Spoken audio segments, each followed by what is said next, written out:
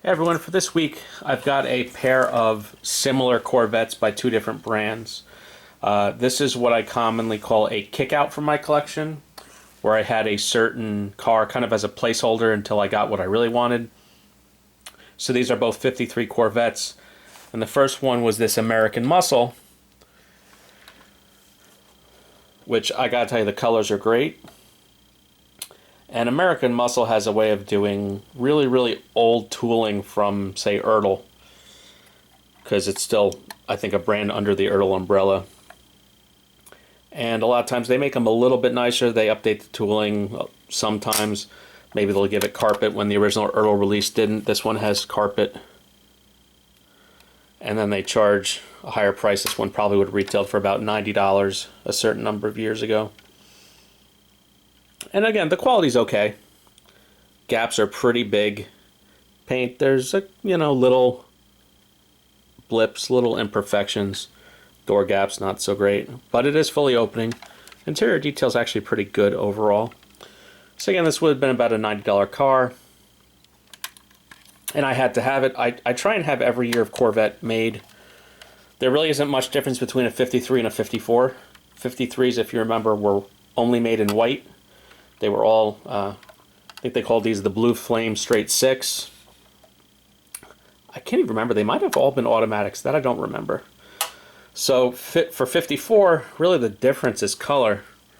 But again, I had to have it, and I always wanted an Autoart because I've got the 53 by Autoart. So last week, a 54 by Autoart came available at a pretty good price. So, Autoart, more refined in the wheel detail. Gaps are tighter. Paintwork is of higher quality. Under the hood, you still have dog legs up front, but the engine detail is a little bit better, obviously. Interior detail, a little bit better. Basically, everything's a little bit better. Admittedly, the color is a little less interesting to me, red on red. One of the main giveaways of detail is the headlights.